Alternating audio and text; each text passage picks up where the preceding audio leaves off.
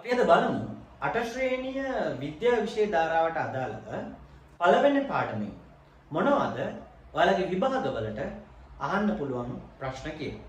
මේකෙදි මම කෙටි ප්‍රශ්න 10ක් ගන්නවා මේ පාඩම තුලින් සාකච්ඡා කරන්න.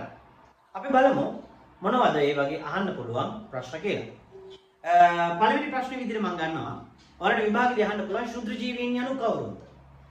එතන ඒකට පිළිතුරු වශයෙන් අපිට ඉදිරිපත් කරන්න පුළුවන් ශුද්‍ර ජීවීන් යනු පියවි ඇසින් නිරීක්ෂණය කළ නොහැකි තනි සෛලයකින් හෝ සෛල කිහිපයකින් ගොඩනැගී ඇති ජීවීන් ශුද්‍ර ජීවීන් ලෙස හැඳින්වේ කියලා.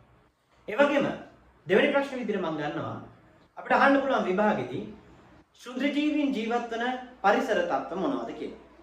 අපිට ඒකට පිළිතුරු වශයෙන් සාකච්ඡා කරන්න පුළුවන් ශුද්‍ර ජීවීන් ජීවත් වන පරිසර තත්ත්ව විදිහට පස, වායුගෝලය, ඒ වගේම ගොඩබිමේ, ජලයේ, ඒ විතරක් නෙවෙයි ජීවි දේහ තුල, ජීවි දේහ මත මෙන්න මේ වගේ පරිසර තත්ත්වවල ශුද්‍ර ජීවීන් වාසය කරන්න පුළුවන්.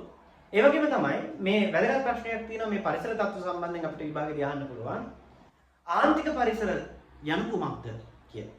ආන්තික පරිසර කියලා කියන්නේ සාමාන්‍යයෙන් ජීවීන්ට ජීවත් වීමට අපහසු පරිසර තත්ත්ව තමයි ආන්තික පරිසර කියලා හඳුන්වන්නේ. ඉතින් මම හතරවෙනි ප්‍රශ්නේ විදිහට ගන්නවා මේ ආන්තික පරිසර සඳහා උදාහරණ මොනවද?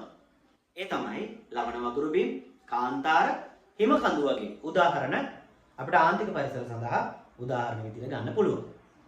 ඒ වගේම මම පස්වෙනි ප්‍රශ්නේ විදිහට ගන්නවා ශුද්‍ර ජීවීන් මුල්වරට නිරීක්ෂණය කරන ලද්දේ කවුරුද? අපි දන්නවා නෙදර්ලන්ත ජාතික විද්‍යාඥයෙක් වන ඇන්ටන් වෑන් ලීවන්හුක් විසින් තමයි ශුද්‍ර ජීවීන් මුල්වරටම නිරීක්ෂණය කරන ලද්දේ. ඒ වගේම මම ඊළඟ ප්‍රශ්නේ විදිහට ගන්නවා ශුද්‍ර ජීවීන් අපි දන්නවා ආහාර මත ක්‍රියාත්මක වුණාම ආහාරය සිද්ධ වෙන්න පුළුවන් නැත්නම් ආහාරය වෙනස් වෙන සාධක මොනවද?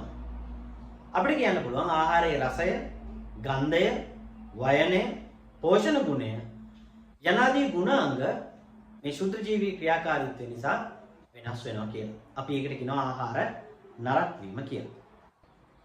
ඊළඟට අපි බලමු හත්වෙනි ප්‍රශ්නය විදියට අපිට අහන්න පුළුවන් සමහරක් වෙලාවට විභාග ප්‍රශ්න පත්‍රයේදී අපි දන්නවා අපේ අටවසර පළවෙනි පාඩමේ තියෙනවා ක්‍රියාකාරකම සීනි මත ඊස්ට් වල ක්‍රියාකාරීත්වය. එතකොට මේ සීනි මත ඊස්ට් වල ක්‍රියාකාරීත්වයේදී දැකිය හැකි නිරීක්ෂණ මොනවද කියලා අහන්න පුළුවන්. එතකොට අපි දන්නවා එක නිරීක්ෂණයක් තමයි ද්‍රාවණයේ මත පෙන සෑදීම, ඒ වගේම සුළු වශයෙන් රත් වීම, ඒ වගේම මධ්‍යසාර ගන්ධය සංවේදනය වීම, ඒ වගේම අපි දන්නවා මේ ක්‍රියාකාරකමේ බැලුම බෝතලේ කට හරියට බැලුම මේ ගැට ගැහුවම අපි දන්නවා බැලුම සුළු වශයෙන් පිම්බෙනවා. ඒතර බැලුම සුළු වශයෙන් පිම්බෙන හේතුව තමයි එතනදී කාබන් ඩයොක්සයිඩ් වායුව නිපදවීම සිද්ධ වෙනවා. අර මධ්‍යසාර ගන්ධයක් ශ්‍රවණය වෙන්නේ මේ සංවේදනය වෙන්නේ හේතුව තමයි එතිල් මධ්‍යසාරය නිපද වෙන නිසා. ඒ වගේම තමයි මේ ශුද්‍ර ජීවීන් මේ ආහාර මත ක්‍රියාත්මක වීමේදී නැත්නම් ආහාරවල එයාලගේ දක්වන ක්‍රියාකාරීත්වයේදී වැදගත් වෙන වචන කිහිපයක් තියෙනවා. මේවායේ අර්ථයන් දැනගෙන ඉන්න එක වැදගත්. මම ඊළඟ ප්‍රශ්න විදියට මම මේ ටික අහනවා. ඒ තමයි පැසීම යනු කුමක්ද? පැසීම කියලා කියන්නේ සීනි බහුල ආහාර මත ශුද්‍ර ජීවීන්ගේ ක්‍රියාකාරීත්වය හඳුන්වන්නේ පැසීම කියලා. ඒ වගේම මුඩු වීම ලිපිඩ බහුල ආහාර මත ශුද්‍ර ජීවීන්ගේ ක්‍රියාකාරීත්වය හඳුන්වන්නේ මුඩු වීම කියලා.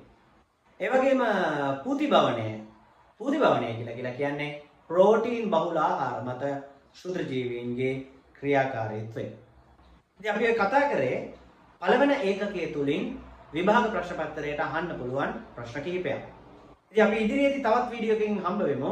මේ විදිහට පාඩමෙන් පාඩමට කොහොමද විභාග ප්‍රශ්න පත්‍රයට මොන වගේ ප්‍රශ්න අහන්න පුළුවන්ද කියලා. ඉතින් ඔයාලා මේ වීඩියෝ එක බලලා මේ දැනුමත් එකතු කරගන්න ඔයාලගේ දැනුම් සම්භාරයත් එක්ක අපි නැවත තවත් වීඩියෝ එකකින් නැවත හමු වෙමු.